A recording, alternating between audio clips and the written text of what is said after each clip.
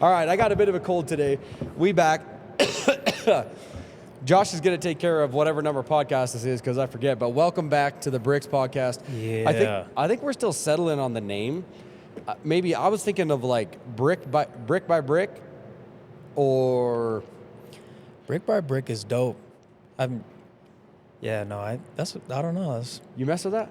Yeah, I mess with that one for sure. All right, because it ties into bricks, and I like that. That's what brick by brick for the businesses, or brick by brick for the personal shit we talk about, like Right. developing yourself as a human. My thing when we're talking about this, so welcome back, everybody. Just for an introduction, because there's going to be a bunch of new people here, but this gentleman's name right here is Dev Seui. Dev is become one of my closest friends, and he's a real homeboy. I met Dev like a year and a half ago through a mutual friend of ours. Yeah. And I was just in the phase of like talking shit. I literally drove to Salt Lake and was just driving around and thinking like I need to do a business. And that was literally it. And I'm like, I probably got to build a building. Yep. No plans. And our boy Jose. Jose hooked us up. Shout out Jose. Shout out Jose. What's up, man? Jose. I'm allowed to say that, right? I'm like, Gotta be racist. I don't know how it gotta be racist. no, you can. I can't because I'm white. You could be racist. That's fine. But Jose hooked us up, and he was like, yeah, I just got this guy you should meet. It was way early. I had no idea, no funding, no plan, no nothing. But Dev came over, and he's like, hey, he's a rock star GC, built some cool homes. He started being a manager for a construction company, correct? Or like doing construction. Yep. And then a project manager. Yep. And then decided, I want to go on my own, and took a leap with like no funding, no nothing, and now does TIs for Harmons and Target and building homes, and got aspirations to do custom home company later. Yep. But the reason why, Dev's in now, I talked to him the first day we met. It's like an energy thing.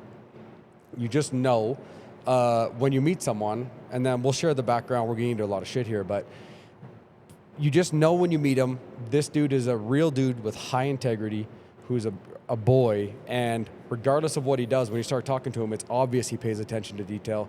My thing for him was, I always said this the first day I met him, how to describe him, he's a handshake guy. And so when I said, I'm going to build a building, and I need a GC, and I'm going to be on my own budget, it's going to be tight, but I got big aspirations, so I'm going to need someone to help me manage this, he was like, done, in. We walked a building together, he's like, I'll help you with all this shit. Handshake. Year and a half later, after basically nothing happening but us meeting once a month, once something, help me figure stuff out. I didn't know what TIs were. I didn't know what plans were. I didn't know what budgets were. He's doing all this, no pay, no money, no nothing. Anytime I call him, comes down, has meetings. 1.5 years later, we're here. Here we are. And it was just like you said too, though, it's how we've talked about in the past of just simply, just the vibe that we go off of each other. And as a business, people interview us if I'm the right GC for you, but at the same time, we're interviewing clients to make sure that, hey, this fits us as well, But even you take the business out of our relationship, it was just, this is a solid dude. Whatever he's doing, I want to do it with him, And that's where it was like, there was no money, there was no contract, there was no nothing. It was like, bro, that idea right there.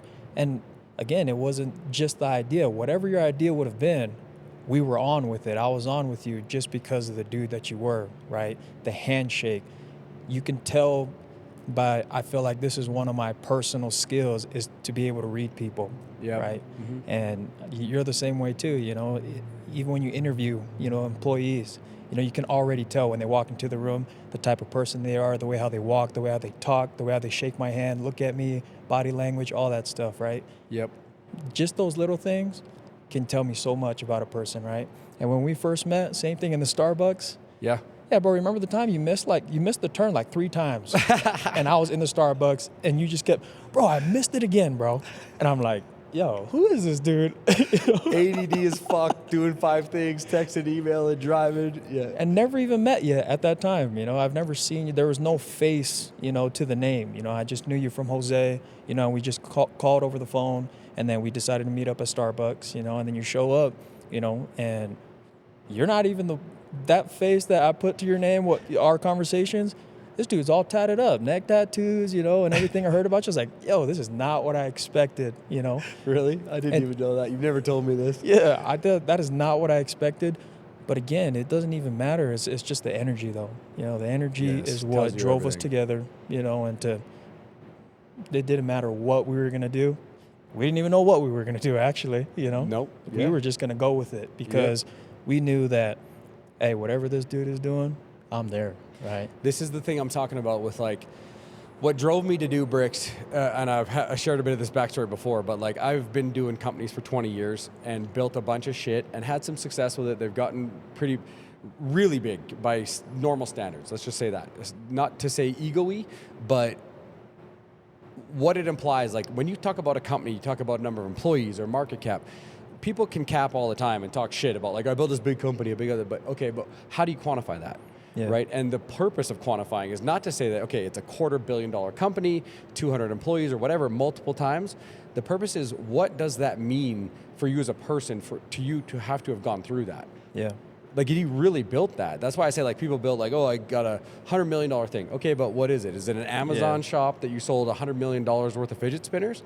No shade, but you don't have employees, you didn't have private equity guys, you didn't have buildings, you're not managing it for 10 years, you just hit. And I'm like, respect. Like, if you made that much money, that's awesome, but it is not the kind of guy when I talk to guys that have done that other type of business, like stuff we built, brick and mortar, a lot of employees, 10-year lifespan, all the up and downs, the challenging you as a person. That type of stuff is the reason why I quantify and ask those questions, because through that whole process, I had a lot of opportunity to experience like what I thought I really wanted and how I thought I should operate in like being money motivated and wanting validation. And like, that's all fine when you're young. You want to prove you can do some shit. But going through that whole process, I just like, now I'm on the other side of it. So my company, I had a huge blow up. I got fired from my 13-year company, my own shit, lost a shit ton of money, lots of lawyers, very dramatic, happened in a blink. That process of having it end like that and having it to recheck at 40 years old or whatever I am now, but at the time when that happened, to have to recheck yourself and go back to your house in Canada, leave Texas, leave your house, sit there and think like, what the fuck am I gonna do now? I thought that was it. And like, I'm still the largest shareholder of that company and it's worth a lot of money, and one day that will come. But at that time, you just have whatever cash you got. So it is like true back to square one. That's crazy. And so this is all coming around to the people and how I meet people like you now and what the focus, why this place is becoming what it is. You never truly know. And so when I was writing stuff down and going through all my shit at home in Canada, I was trying to figure out like, do I go back to Exxon and take a $500,000 job a year? Like, that's comfortable. But I hate it. I don't want to do that. I want to be more creative. I want to work with good people. I want to do fun shit. And so the one line I'll always remember, and I'll probably tell people this till the day I die, I wrote at the top of my notebook, just sitting by myself in a quiet house, I was like, what would I do if I had that, because I was worried about money, right? I'm like, if I had that 50 million or whatever it is and it was in my account, what would I do just to occupy my time? And what matters? And I was like, I like making content. I like doing art. I like supercars. And I'd love to have a big building, because I always felt lonely just as a child and a CEO and all this. I was always lonely. I'm like, I want a building surrounded by my homies, good people. And I want to help build other people's, all my experience I have. I want to help people accelerate their dreams and do all that. Yeah. And the people. I just realized in my last company, I would hire people based off their resumes and like, this guy's a Michael Jordan, this guy that, and I wasn't really looking at their integrity. I wasn't looking at how I meshed with them. I just needed them to do a thing. Yeah. And when you start surrounding yourself, it gets very fucking complicated and vapid, and there's challenges, and it's like picking the wrong spouse, really. Yeah. Right? Oh, and so that's why this place now, when I started, I just drove to Salt Lake. I picked, after that day I did that, I'm like, fuck it, I gotta move. I gotta get back to the States. I'm going to Salt Lake. Drove around, start talking shit to people about what I'm gonna dream of. You're one of the first guys I met, and that's why at that phase of my life, I was like, energy, integrity. You're like, I could do this shit with you. I'm like, done. And that was one of the things too that like drew me, to wanting to do something with you, is because of your story. You told me that story when we first met, but I think exactly like you said. I mean, you got the money already, so now what, right? If now you had it. Yeah, if you had the money, right? Yeah. Then what do you do? Right. Right? If you could buy whatever you want, You know, what's next, right? And I think one of the things that has helped me to establish such a strong company so early on, Yeah. you know, because I'm a newer company too, right? You know, I'm not this, you know, I'm a young guy still, you know. Young bung. Yep, exactly. Just a young buck, just Great white driven. oos. Yeah, Great white oos. oos. And young right. son. And young oos. Young son, he young said. Son. Young son and the great white oos. Yeah, but like straight up though, like, you know, I've been around so many, you know, just more seasoned guys that have counseled me of exactly what you said. You know, you gotta build the team right, you know, and you probably heard the term of, you know, hire slow, fire fast, you Yep. know, but that applies to everything, you know, in your life, you know, how we were talking about. People just think these principles apply to business, right? No. This applies to your entire life. You know, hire slow, fire fast. Same thing with friends, right? Yep. It's you don't just Yep. bring on anybody, you know. And every time I see you, you know, there's things that you always say when you make your videos. This isn't for everybody, No. right? It's actually And for very few. right. And Yeah. you said it yourself. We don't want it to be for everybody, Nope. right? And so, again, you being a mentor to me, you know, a younger guy with a younger company, you know, I learned from those things early on so that, you know, I could not make the mistake of, okay, I'm just trying to scale big. I could Yeah. go get some lenders, you know, get some investors in my company, pay for the payroll, and then now I got all this big entire team, you Yep. know, and then I now remember we're you trying to talking to me scale. about that. Yeah, Remember that? You're like, I got guys that'll invest. I'm like, hold on. right. Let's just talk this through because I don't know that that's the move, Yep. which is the route that I went. Yeah, and that, again, that going back to, you know, that's what drove me to, yo, Brett, like this is a solid dude. The fact that he built this big company from the ground up, brick by brick, and then just like that, it was gone, right? And then now you're trying to figure out your entire life again, you know? It's fun. You went into, you showed me the picture of you inside the basement, you know? No windows, dog. No windows. You was already depressed. You just went to be more depressed. Bro, you know? straight into the fire. No sunlight, okay? Nothing. You're just in a dark mode, you know, that dark room. And so I was like, yo, that's crazy. And that's true winners right there, though. You know, it don't matter if you build this company, it's taken away. You build bricks, it's taken away. You're still going. No, you can't. What's the next you thing? Can't take away. You can't take away what you got. Exactly. What you learned. That's what I'm learning through this whole thing. Exactly. People will burn you. And we talked about relationships, you know, the only person burning a relationship between me and somebody is that other person because I take pride in that. But Yep. I don't just take relationships with Facts. everybody. No, okay? very few. Very few. Very right? few. So when I have a relationship finally established, I tell guys all the time, if you got me in your corner, if there's one thing you can bet in life, you got me in your corner. You got me. Josh and I were just Yep. talking about this. Yep. Josh has moved here. He's put a lot on the line to be here. He left his city, all this shit. And he's experienced a lot of the same shit. People just throw you away. You're 10% good one day, 10%, switch, fired. And he gets concerned about that, rightfully so, like a lot of us do in personal relationships, that anxiety. Yeah. I told him, we operate on integrity. We push hard. We got to work hard. But all those things, if you sit in that lane and you're always showing up and you always do what you're going to do, you're never gone. This Yep. is fucking locked. This is family. That builds long-term success by having that cohesion, right? Yep. If you start to fall off and you don't show up and all of a sudden your integrity's fading, well, now you've moved yourself out, Right. right? It's not us. But as long as you're doing what you do, never get removed. Exactly. Yeah. And it's just, again, the type of people that we are is the reason why I say, you know, the person burning a relationship between me and someone is the other person is because I cherish and I respect every single relationship that I got. Yeah. Every single day, I'm thinking about all the relationships that I have, and it's, am I being the best person, best friend, best Yes. spouse, Service. best business partner, you know, to this relationship. Yes. Right. And actually, that's no cap because I watch your shit, and that was what I was most impressed with, honestly. Your business at your age is all crazy, but I watch the videos you post and how you treat your wife and your kids. Maybe you could get into your story a little bit for us and just tell like your sister's kid and where you came from, the crazy part about how when you came here, where you lived and what we met. Do you mind just touching on that? Because this is for me. I watch your Instagram. I'm an older guy. I got lots of experience on you and all this shit, but I was learning and just like, dude, I have not had enough discipline in my life to make what matters matter. Yeah. My wife, my kids, whatever, the girlfriend, that relationship, when I watch you with her, bro, there are no eyes for anybody else. There's not a fucking glitch. And she's the same for you. Yeah. And that's solid union. And then your kids and your love for your sister's kid, like your own, at your age, while you're building a business, is exemplary. Yeah. So if you don't mind. I mean, I didn't plan on crying today, Uz. You know, that my story is so special what to we me, do, bro. bro. You know, but yeah, I was born. Both my parents are from Samoa, okay, and then they moved to Hawaii, and I was born, and we lived there. But ever since I was born, my mom, you know, she was on just government funding, every single program you could think of. You know, food stamps, Section 8. You know, till this day, my mom is on Section 8. You know, so. And, you know, my dad, you know, he was really never in the picture, you know, in and out of prison. But I always grew up with a single mom, and we were just homeless. We didn't have nowhere to live. We always lived with someone.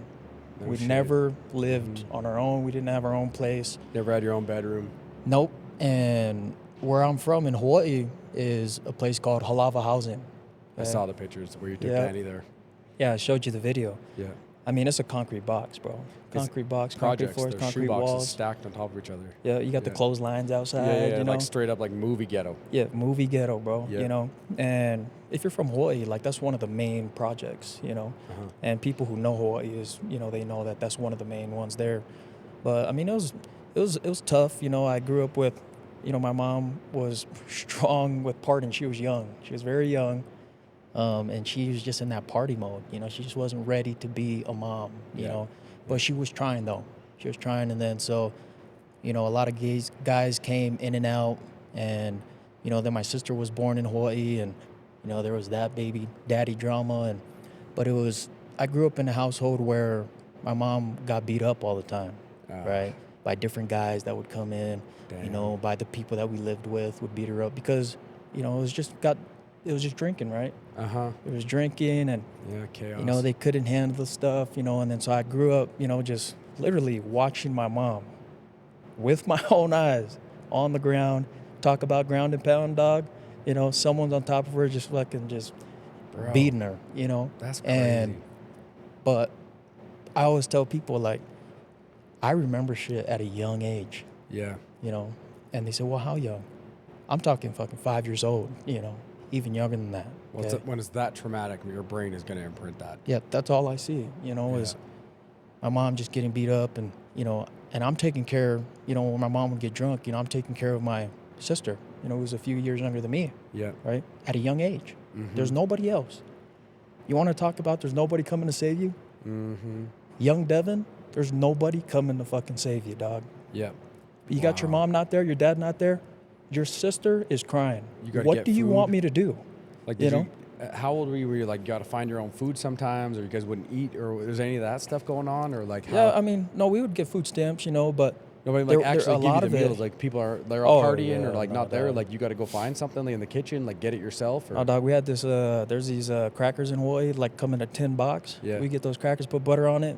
Bro, the best thing you ever had in your life. Okay. What are those crackers? Remember? I can't remember, but I just remember just always putting butter on them. Because I'm gonna you tell me, because I'm gonna get a box of those crackers and put them on the wall in here. Yeah, I mean, you know, we living off of, you know, top ramen, you know, all that stuff, you know, so nothing crazy like that, you know. But yeah, I just grew up taking care of my sister, and then my mom, you know, we finally made the decision to move to Utah because there was nothing for Hawaii, and I had family. My mom has 6 sisters.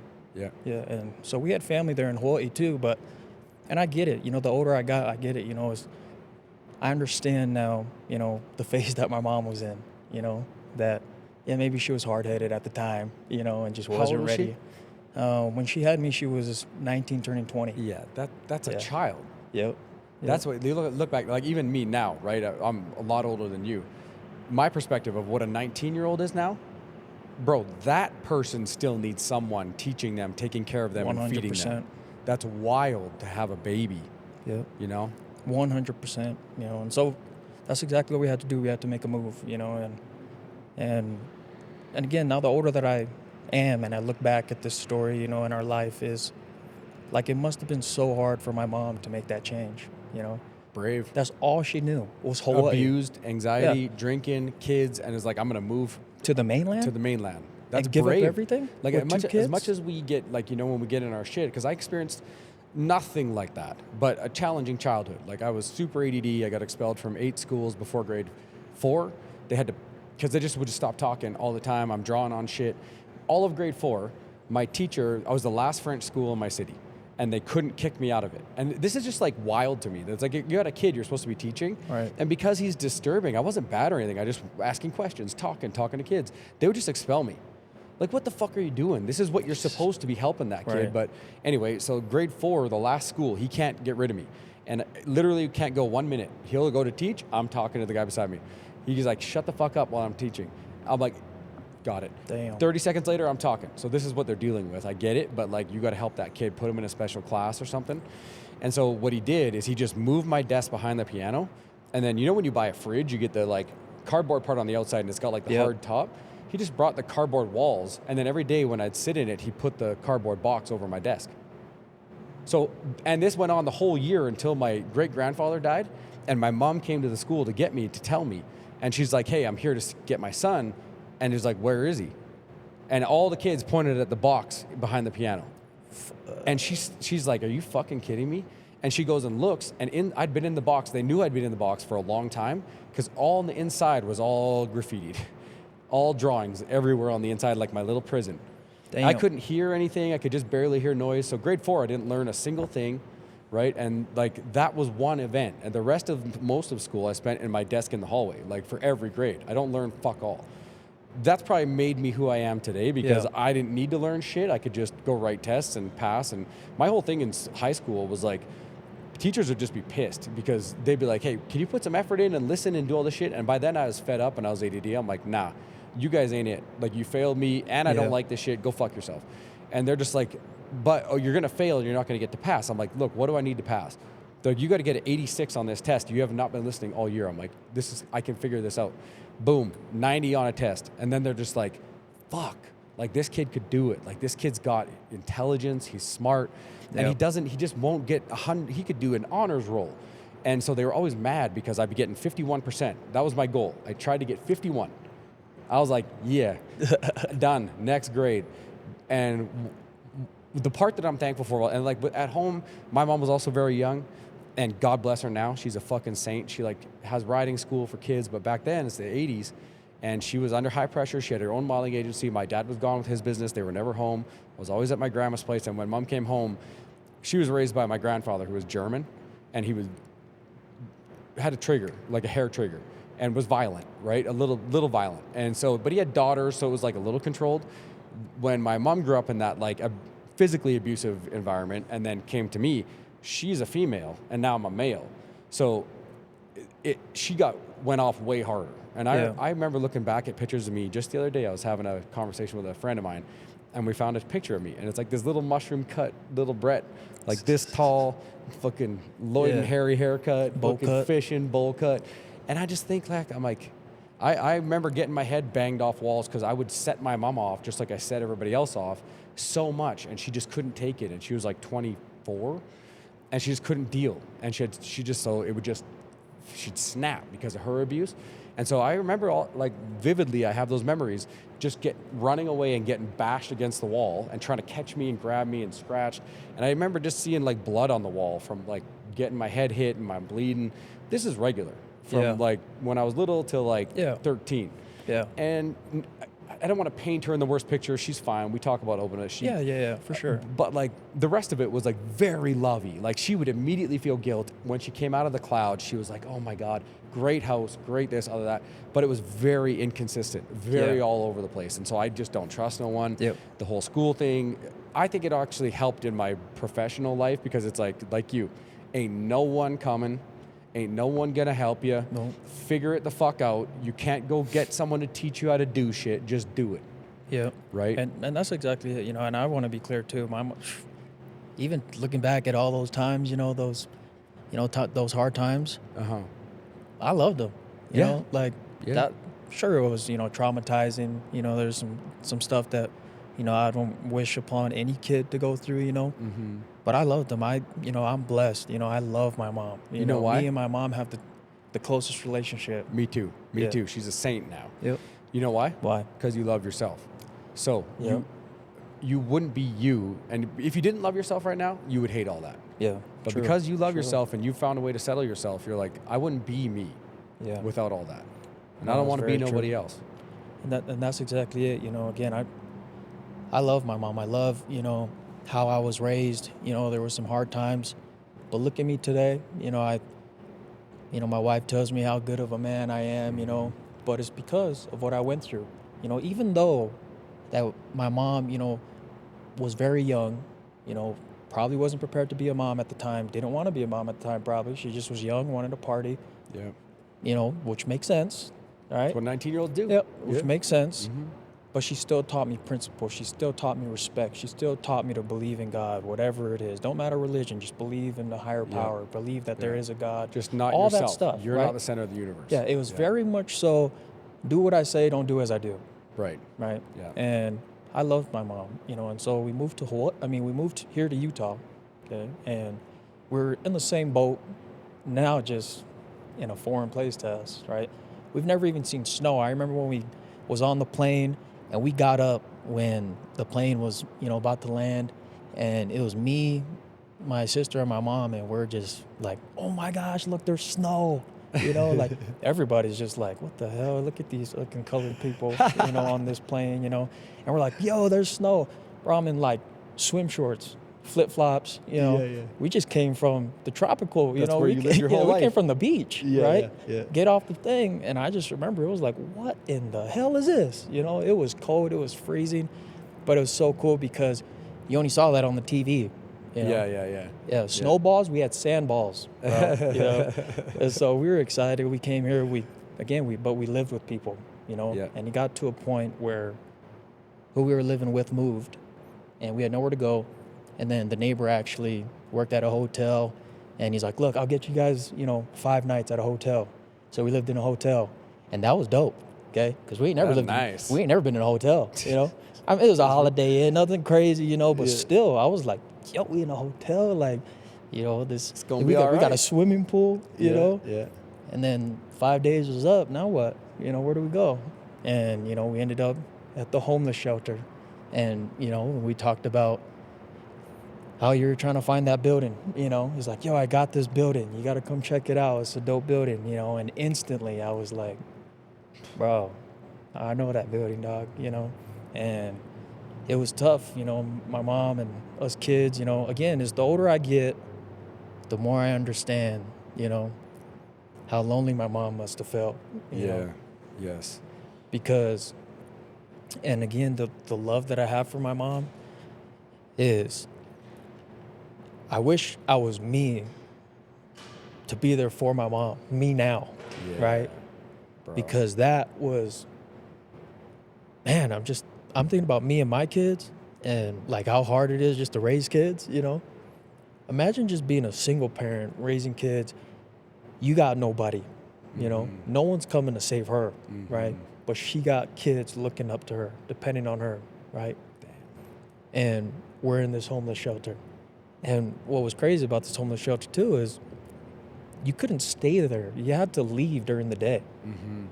And so we had nowhere to go. Like my mom would just try and figure out for us to go to a park or something, and go do stuff, and then you could come back when it was time to, Bedtime. yeah, or they would do Dinner lunch time. too, Lunch, dinner yeah. time, but you just couldn't stay there, and then when you go in there, it's split up, Bro, women no and children home, there, no bedroom, no guys over security. there, yeah, nothing like that, And this I don't want to interrupt you, Yeah, but no. like this building, this is crackheads. yeah, oh yeah, It's the one over here downtown by the Maverick. yep, And just 500 South, Yeah, nobody knows this, but like when I drove to Salt Lake, I didn't know what I was going to do for a business or fuck all, but I'm like, I know I want to be in an old warehouse. So where do you start? And I'm like, I'm just going to start by driving. I rented a car. I flew here out of the blue, like just cold, got in a rental car, went from Lehigh to here because everyone's like, oh, the tech companies are in Lehigh. You want to be there.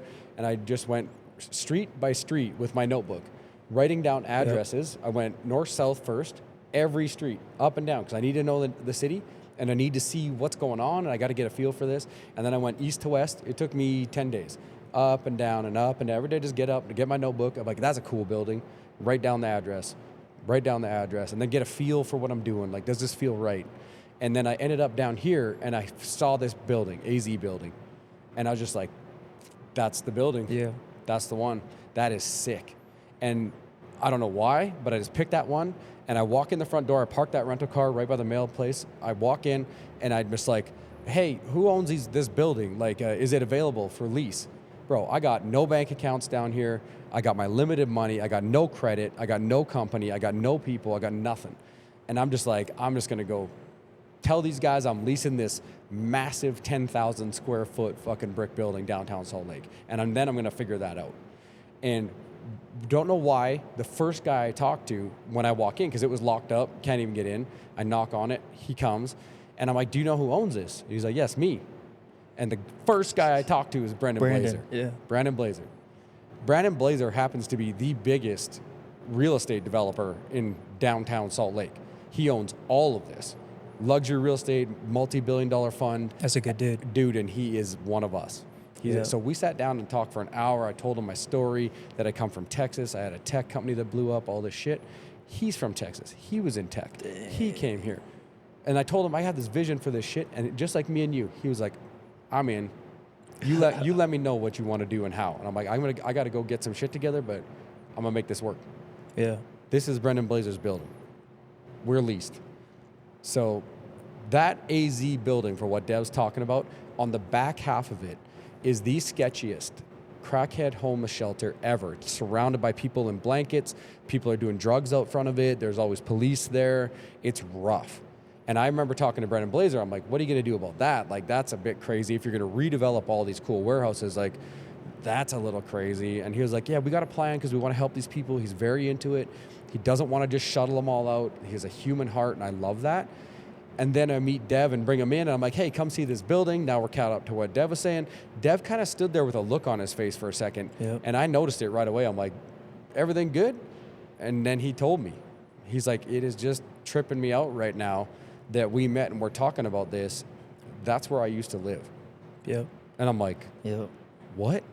With your mom when you're a kid in that crackhead shelter? Yeah. Bro, and I think that was like honestly the moment where I'm like, whatever we do, we're doing it. So And that was a full circle moment for me too, is like at that time too, like when we met, I had already done so much. I've already broken so many walls down and cycles in my family, Yeah. But to be able to go back to that building and work with the people that own the building and was gonna, we're gonna do, Agora in there at the time, Yeah, we ended up switching and choosing Yep. this building, but it's still there. Yep. Yeah. But to be even in that building, but on the other side, standing on the other side, I mean, I just remember driving home and just like excited, but like teary-eyed, and just honestly just thankful, thankful that my mom didn't give up though, How easy could it have been for my mom to say, I can't do this no more, right? Yeah. You guys should go somewhere else, But she didn't give up. Hell yeah. So when I stood over there, bro, all I could see was my mom. And I just knew. It got to a point in my life where I finally could, make things happen, right? Be on my own feet, start my own company, go do something big. That I told my mom. I said, Mom, I got it from here. I'm going to take care of you, right? Even though, every time I tell my story, people think, man, that's fucked up, right? What you went through, But I see it as a mom, a parent just trying to try and not give up, Because you can't give up. You just give them to somebody else. Put them up for adoption, right? And then continue on your life, But she didn't, right? We went through all that shit, And damn, Moose, bro, I gotta work after this. Bro. Moose, I can't be crying, dog. Bro, you got me going too, dog. Like, but this is what's real, G. And, I just knew from a young age, just watching my mom struggle, watching my mom get abused, watching, my mom come home drunk, and she would cry to me and just tell me, son, take care of me, At the time, I was a young guy, couldn't do anything, right? That's a fucking load, dude. That's heavy for a kid. I mean, we were just talking about freaking street fights earlier, The anger, bro. Imagine watching someone you love just get beat up and you can't do nothing about it. Yeah. Yeah. and you just got to take it, Mm-hmm. right? While my mom's over there yelling my name, right? Like it got to a point where when they would party and we'd be with the kids, there was that tone of voice. You know. When my mom called my name, that fucking tone of voice, I Mm-hmm. just knew. Mm-hmm. I knew so well that I would tell all my other kids, all my other friends, like, yo, they're fighting.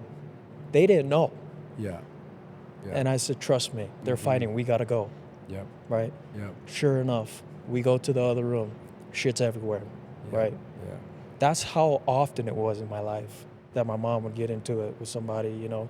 And so again, back to that building, you know, I just knew that I was blessed. I knew, you know, I'm blessed to have not been a victim, you know, that victim mentality, you know. And people always say, man, it must be nice, you know, of what they see now, but they don't know Yeah. me, right? Yeah. Yeah. And honestly, I say, you know what, it is nice to not have a victim mentality, Yeah. right? 100. It is nice Mm-hmm. to have this work ethic that I do have. Yeah. But this stuff that you're judging me on came from that, though. Okay? Right. This Yeah. shit wasn't given to me. Okay? Bro, and this is where I feel I gotta say, like, truthfully blessed as well. And this is what's given me so much. I just know this path, like, this business and starting it, it doesn't exist. Whatever we're doing here doesn't exist, but it's making total sense and it's coming clear fast. Yeah. And what I am getting clearer on now is that I finally was blessed in my life to come to the point where I stopped looking for what I could get, Yeah. and I just knew I want to be around good people. And then when I felt and met you, and then we knew that right away, and you shared that story with me, I'm like, I don't know what exactly this is going to look like, but I cannot stop because I Yeah. have whatever's in me that was God given, this energy, this ambition, this wanting to drive, and all the experience. It finally clicked that I will be so much happier, and I am not going to quit now. I will go. This does not fail. Period. Yeah. Because this is just things I run into. Anything can happen. This can get hit by lightning and blow down tomorrow. Yep. It doesn't matter. We're still going to work Yep. because I'm just going to figure it out. But now I'm not where I got really upset or like disenfranchised with Cold Bore is I was just trying to do it for myself. And eventually you get past all the point where it's all the validation and all the money and all the shit. And it just, you get the house, you get the car, you get the stuff. And then you're like, now what? And then you run out. And you run out of gas and you're alone and you're kind of selfish and then shit isn't where you want it. You don't have your family because you wasted all your time doing Yeah. it. With this one, with you, and with every other person we have in here now, with Josh and all the people that are coming around, Dallas, Mark McCormick, Michael McHenry, all these guys are guys like, with you in this thing, I will give everything I fucking got to make this thing go so that it is the dream that all of you guys have that we do because this collective, and it gives everybody the opportunity to have businesses that are thriving forever without that stress. That, for me, that can never run out. Yeah. That's the blessing that I got to know that I have the energy for that forever. I don't give a fuck how much money this makes if that's my life. Yeah. Of course it will make money. This is what I'm looking for. Yep. Yeah, and that's exactly what I knew too, you know, at a young age. You know, when I worked, the industry that I work in construction, you see a lot of these guys trying to buy these service-based companies, you know? Yeah. And it's because, you know, there's not many guys, you know, college kids, high school kids going into the trades anymore. Right. You know, it's Yeah. very low, Yeah. right? And that's just trades. Now let's talk about a general, okay? Yeah. Yeah. We can find laborers to focus on one trade. Hey, you frame, here's a hammer, you do that. Yeah, Okay. yeah. Here's, you know, a trowel, you finish concrete. You just focus on that, right? But since there's few numbers in there, there's few numbers to be a general, to Right. run the entire thing. How many guys can read blueprints nowadays, right? Right. How many guys can, you know, do the city inspections, all that stuff, right? Mm-hmm. And so, again, that's where I got to a point where it's coming, everything that I do is, I'll always say it to the day I die, dog, is this isn't about me, okay? Yeah. This is bigger than me, and I don't Yep. even mean to just say that just because that's what you say. No, knowing my story, now that people know my story, now when you look at me and see what I've built, Mm-hmm. it's because of that, right? Mm-hmm. People always say, you got to be more patient, you know, with money and stuff like that. I'm like, bro, I've been patient, Yeah. right? I already know what it's like to have no money, okay? Mhm. How about we get some money, just one time, okay? Yeah. And Yeah. the money's not for me, right? The money is I got people to take care of. Literally, I've been having people to take care of. This I'm not talking about my kids, okay? Just my kids. Yeah. My Also, mom. one kid's not even yours. Right. That you And then took I got, on. Yep, my nephew. Yep. Yep. That's not your kid. Which my sister, you know, and I love my sister too, you know, but she's going through the same situation, right? But a guy like me, that shit bugs me, okay? Mm-hmm. Because of what I've been through, everything that I do, all the wins that I have, I'll tell my mom every single day, all these wins that you see me doing, Mom, is a thank you to you, okay? Mm-hmm. A thank you for not giving up, a thank you for keep pushing, a thank you for, I know those times that you didn't tell nobody about, those mental battles that you just pushed through on your own, right, with 2 kids. Thank you for making those sacrifices. Now I'm going to show you, and I'm going to thank you through my life. Okay? Actions. Yeah. So that when she looks at me, it was worth it. Bro, this is what I'm saying. When I look at your Instagram and I see how the way you post with Annie, you're singing the songs in the truck with her, you're walking, you're opening doors, you take her on date nights every week. You do all the shit at such a young age while you're building businesses, while you had your own kid. So your new company, your first kid comes, your sister has a kid a few months before. You immediately just took it. It wasn't like a thing that you're like, oh, I'm going to take it, and you're making a big cry boo about it. You're like, damn, yeah, I got another son. And I'm going to take that kid, and that kid's going to have a home, and he's going to have a dad, and he's going to have a mom. You just adopted a kid 2 months before your kid's born while you're starting a business, and you still have time. You take Annie out and do all this stuff, and Annie is as amazing as Dev, does all the same shit back. That is what I'm talking about. When I watched your shit, I was like, this is who I do business with. And this is what I want to, like, I can't stress this enough in here. Why Bricks works, guaranteed, done, this is over, is because this is who I'm bringing around. Yeah, we got a strategy about connecting all these brands and doing all the media. That's great. That's a new thing. It's novel. It's a great idea. Kudos. Bricks is not Brett Chell. Bricks is when we bring Dev in. Think of the fucking horsepower, the integrity, the amount of people want to be around you, the amount of momentum we can build, and the fulfillment we get out of life from having you here, Josh here, McHenry here, Mark McCormick here, and tightly controlling this. This is why it's not for everyone, because not everyone has gone through the shit to refine themselves to be the type of person that can fucking be in this building. And if you aren't that, you're not coming within a country fucking mile of here. Because this is for them. And that's why this isn't even about me. I know this motherfucker works. Because I'm a fucking maniac about getting shit done, so I'm gonna push it. And I'm gonna get the technical steps of it happening in the back. But because of this, because it's about the people, Bricks is truly the collective. It cannot fail. No. It's just too much. It's too much good. It's too much fulfillment. People want to be here. We want to be around people like this. And we got dedicated guys that are going to turn all the functional, like media shit on so that it makes it a business and makes money. That just happens. We get to keep doing this. And this is where we got energy for days on this. Right? Exactly. When everybody's bought in, what can't we do? Like literally. 100%. We're not. It gets to a point where we're not even worried about offending someone in this relationship or this group or this table that I sit at. We're not even worried about feelings because I just know that guy cares about me and whatever he's doing, in his corner or on that seat, he's doing it for everybody. He's not doing it for himself. Everybody that's in this building is all selfless. That's what I said. If anyone wants to come in, when I talk to these people, I tell them, I'm like, I don't give a fuck how much money you have, how many followers you have, all this shit. If you got a bunch more followers, that's great. That's good for the functional aspect. But if you're not coming here with the mentality of, because a lot of people, social media is a weird thing, especially social media. They gatekeep it.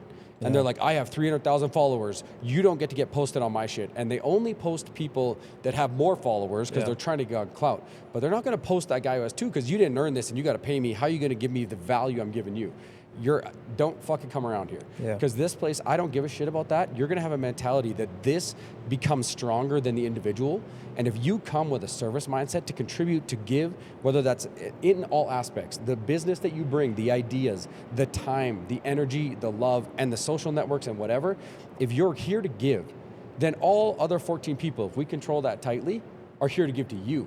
Now you tell me, is there another place like that exists? And if that's true, if that's upheld, to the nth degree, how much more powerful is those 14 people there to give to you than you trying to give to yourself? 1,000%, and it's definitely the mentality of what can I do for this team versus what can the team do for me, right? Yes. And if everybody has that mindset of, it ties back to what I was saying about relationships, is checking yourself with every single relationship. Am I doing what I'm supposed to be doing to keep this relationship how I want it to be? Yes. Right? Yes. And then the same thing in business. Am I doing everything that I'm supposed to be doing to be the right boss, to be the right employee, to be the right PM? You know, Yep. am I a good guy? You know, am I good? Yep. Am I a hard worker? You know, am I Yep. doing what I'm supposed to be doing? Right? Yep. You surround yourself with guys like that, not even worried about Can't themselves, lose. You can't lose. not worrying about the return. No. Because we already know, just like you said, the return's coming. The return comes. You got We ain't hard even work, worried about dedication. It's integrity. We got intelligence. We got great ideas. The whole strategy behind all of our businesses, they all work. This whole like interconnected. It doesn't take a rocket scientist. You Yeah. put a bunch of strong brands together and have someone intentionally cross-posting to increase momentum and Yep. visibility and turn and then convert. That works. Yep. That's just the functional shit.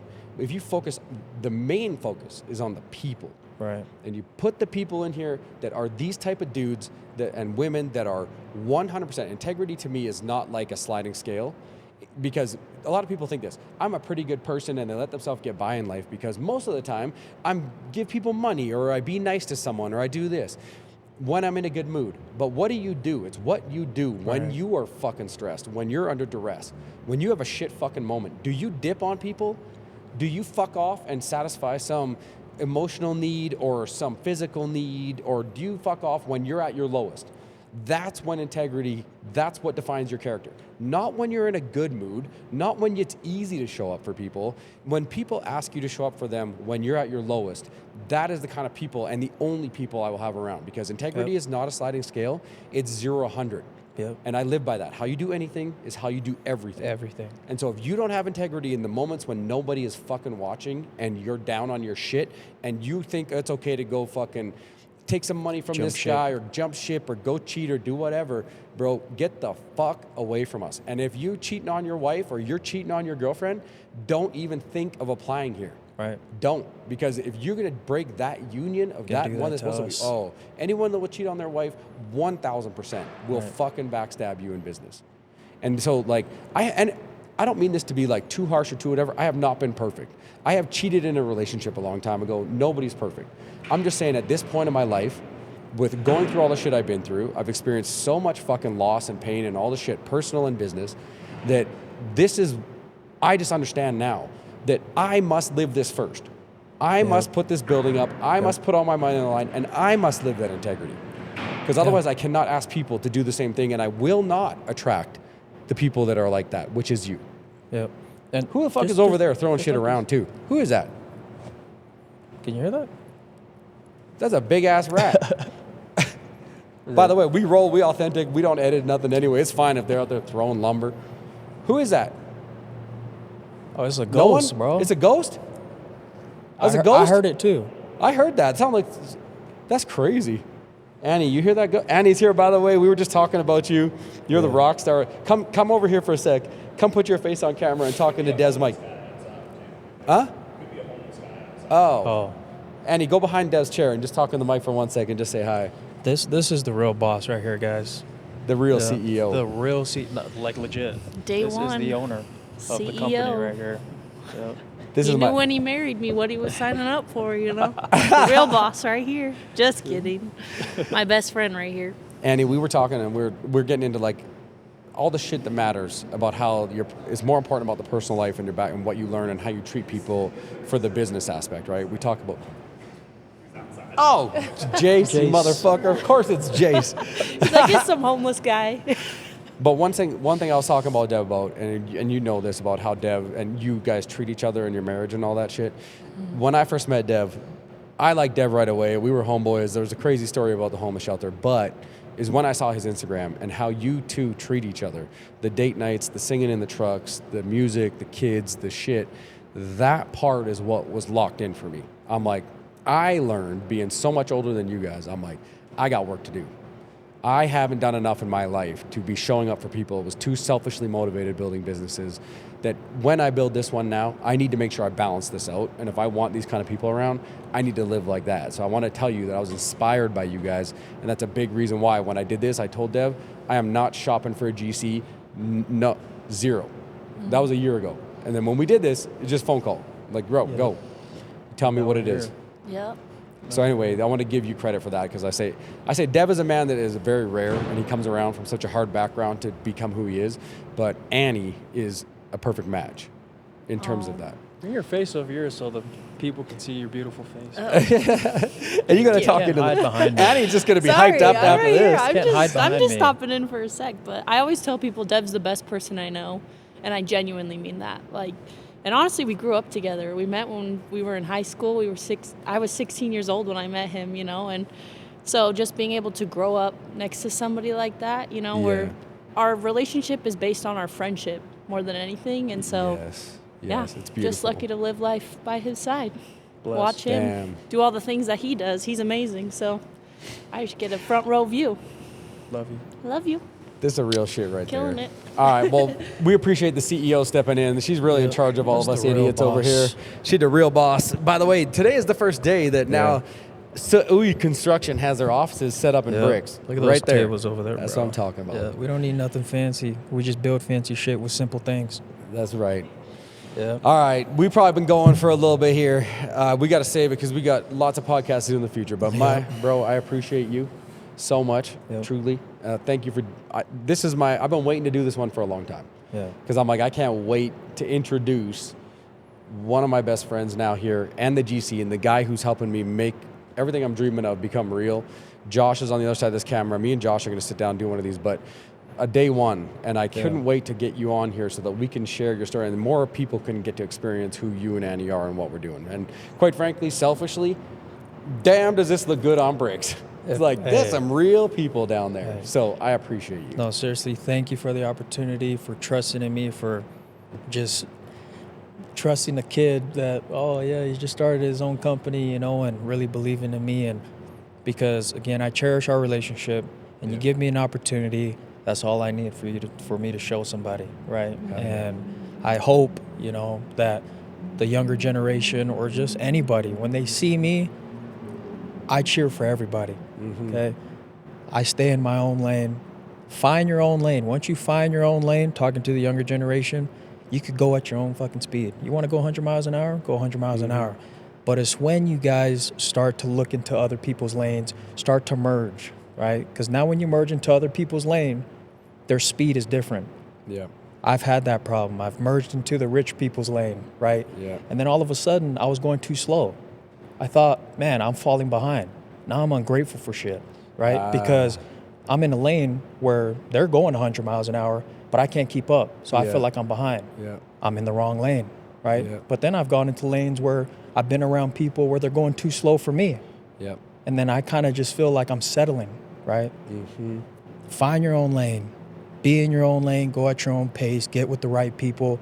And you can fucking go however fast you want to go. We in a good and lane right now? life is better. Oh, bro. We moving fast. Dog, we in the HOV lane. You know what the HOV lane is? You got to pay to be in this lane, dog. And I'm not just talking money. HOV. There's requirements to be in this lane. You heard right? it here first, the HOV lane. You know another requirement of HOV lane? What? You got to have a bunch of people in your car. Can't be by yourself. Exactly. Hey, you got the caddy, bro. We got the caddy. We fill it up You with got the good third people. row, dog. We fitting people in there. So here's the other thing too, is like this always, we do reciprocal shit here. Like Dev is not only the GC of all this, Dev is one of, we probably got, I think like, I got to start signing people up legally, but 5, 6, 7 companies now that are actual members of Bricks. Yep. Dev is not only the GC, not the personal relationship we develop, not that we build this out. Once we get this thing going, Dev's company is one of the companies of the full-time members of Bricks. This is long-term. We build We in this legacy. We in this thing together. We're here to stay. When you find people like this is how you start to do stuff for other people, and it starts going back and forth. We build each other's businesses, we give each other services, we both have value to provide, and we help each other build these dreams. Find people like that. Be on a purpose, first of all. If you're just doing a job that you know it's a job, fucking quit. And I know everybody's gonna soft sell you on all stuff like, oh, you gotta provide for your family. Man, fucking quit. You got one beautiful life to live, and if you spend it doing some fucking job that you don't give a shit about because you needed to make a little bit more money for rent this month or whatever, you're gonna look back, I promise you, and be like, I could have made that rent a million fucking ways. I was just scared. Fucking quit. And when you quit, get aligned with shit like this, because purpose and good people, you can't lose. I promise you. Hell yeah. All Love right. yous. Oos. And by the way, Oos, this is like one of my greatest honors. Oos. Oos, the great white Oos. The great I didn't know white what it is. Oos. So Oos means brother, where Dev is from. Yeah. And they don't give that out loosely. Usually, I don't know. It's the Samoans. the whites yeah. don't get Yeah. the Oos. Yeah, Just and the then if you're cool Samoans. with the Tongans, they'll call you Toks. Toks. Yeah, Toko. Toko. Yeah. Not to be confused with Boto. Yeah, not to be confused with Boto. And you don't want to be that. Don't be a Boto. All right, Dev, I appreciate you, bro. Thank you. Automatic. Yeah. Automatic, baby. Let's get All it. right, thank you guys. We'll catch you on the next one. We out. We're gonna get some new ass tables too. This fucking thing.